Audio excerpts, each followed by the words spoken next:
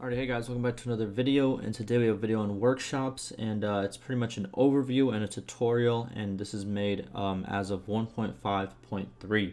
So this will be my third update to workshops and pretty much how they work and what has changed. I had a video at launch, also had a video at 1.4.1, and now we are on the beta 1.5.3, and we have seen a lot of major changes and a lot of power shifts when it comes to workshops and productions.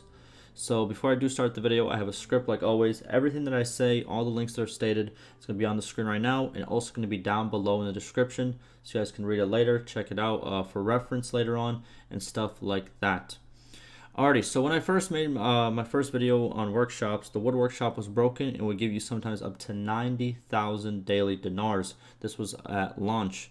Then at 1.4.1, we saw that tannery became like the new wood workshop. It wouldn't go all the way to 90,000, but it would give you about 1,000 per day.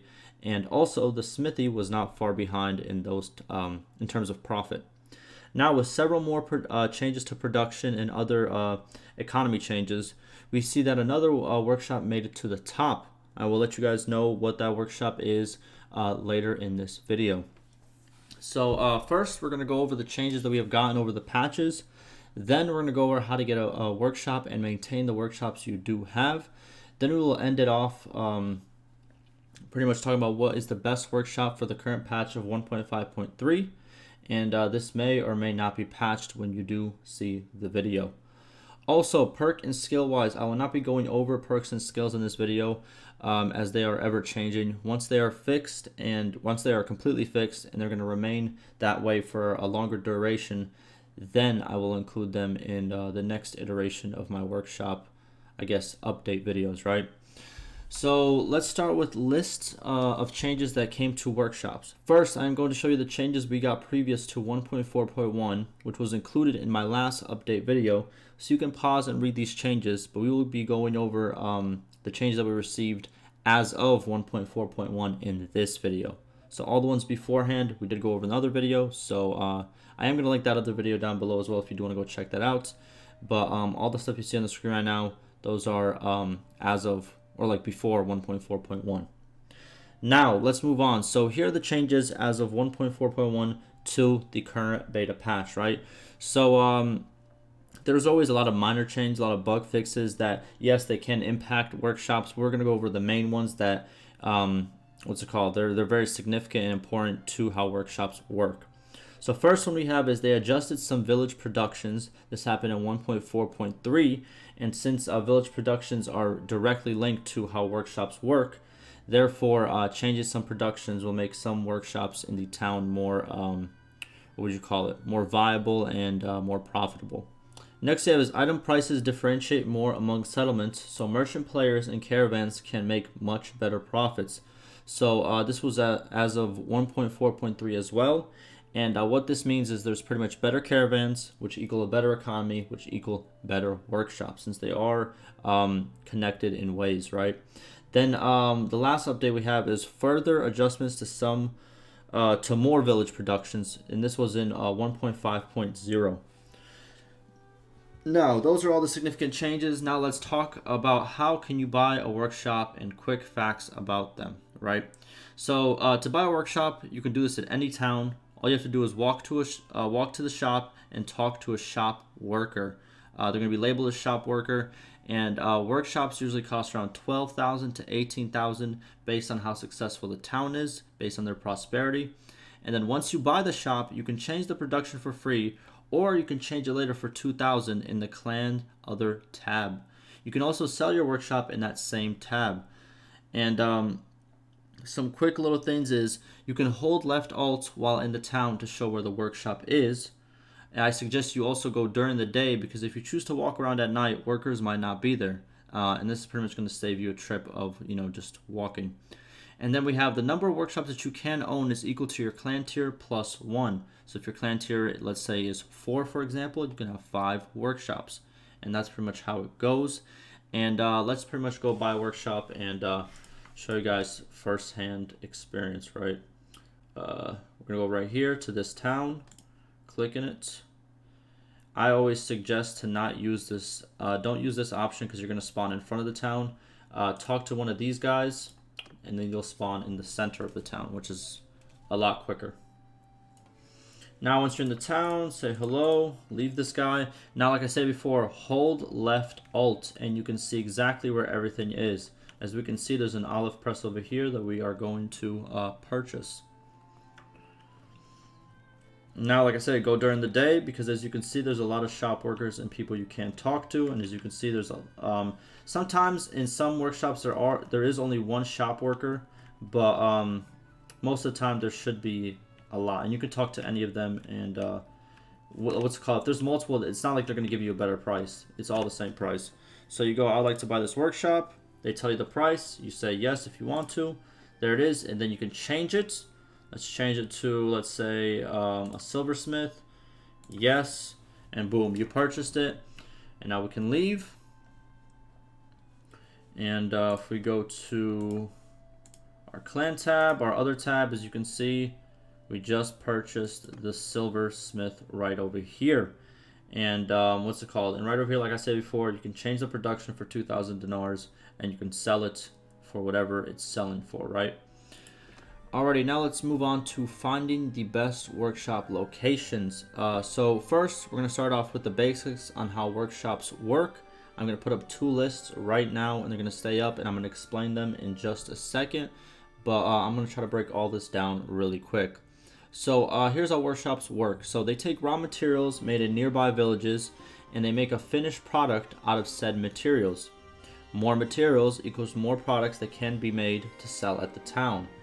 When making a workshop, you have to see what is being brought into town by surrounding villages. This will ensure that you will make a profit or you won't make a profit. To find out what is being brought into towns, hover over the towns and see what villages are connected to them, and then hover over the village to see what material they produce, because this is what is being brought to their connected town. Also, villages connected to castles will still bring the materials to the nearest town, not castle. So always check villages that are close to towns but connected to a castle as well. Now, in terms of the two lists, first list on the left side is a list of types of workshops and the required material to operate. And then the second list that's on the right is a list of pretty much what each workshop makes with those materials. Now you can pause the video if you want to read both lists, and they're also going to be down below if you want to read it there. But let me show you exactly what I mean by the first part on how to check what a town pretty much gets brought in. So let's start with this town right over here, right? So the bound villages has 4 bound villages. So it's these guys surrounding it. So if we hover over them, you're going to see primary production is under the informations tab, and you see this one's iron ore. Then we see for this it is grain, then we see hardwood, and we see clay.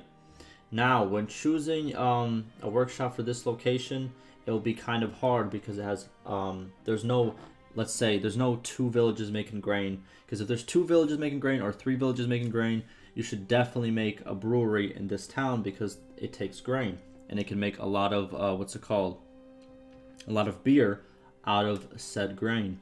But since all 4 villages are different, you can choose any of the any of the workshops that correspond with the material.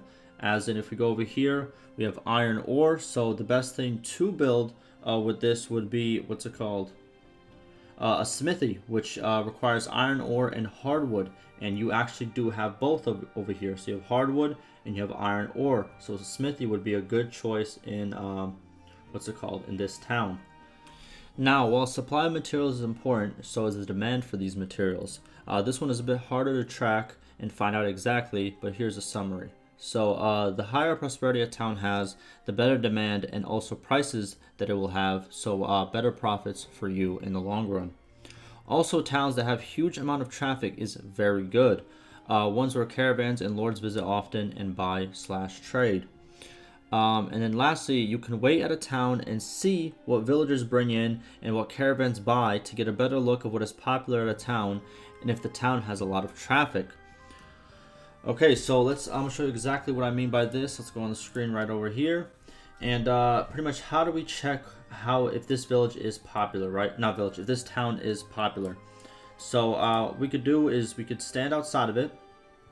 Let's go right over here. And all we have to do is just wait and see what comes in, what comes out. And as you can see, the caravans will purchase and sell stuff. And the villagers, whenever they bring something in, what's it called? You'll see what is brought in. But this pretty much shows you how much traffic is going through it, everything that's happening, what's being bought, what's being sold. And kind of gives you an inclination if that workshop would work in this location, right?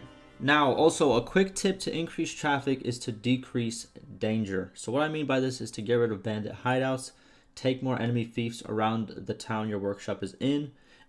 This is done pretty much to make caravans stop by more at a town, because they will, they'll stop by if they're not being chased by bandits or enemy lords. Also help friendly villagers or caravans as much as possible in the surrounding area to make sure they arrive in their town and and come back to their village if they are villagers, right? Also, I have a link to a map I found on Reddit. It was made on patch 1.0.1, which was very early on, but it's still useful because it shows every village and their main production. I know a handful of villages were changed in terms of production, but the map, in my opinion, is still very valid. So I'm going to link that map down below. And now let's end it off with the best workshops that I found in 1.5.3. While certain locations will do very good with certain things, the workshops that do good overall right now are wool weaveries and breweries. So that's pretty much the best ones regardless where you go. If you want the best bang for your buck for wool weaveries, it is on the Kazay side, and breweries are pretty much everywhere. That's pretty much it for the video. Hopefully this was informative. Let me know what else I could have added, and if there is something to add, please add it in the comments, and we'll go from there. Also, I did start a Patreon, and it's nothing crazy. I use it for basic support. There's no paywall. My content will always be free. I just just to support me for what I do further. So if you want to, check that out as well. And like I said before, hopefully this was informative. Ask me any questions, any concerns, and like always, stay safe.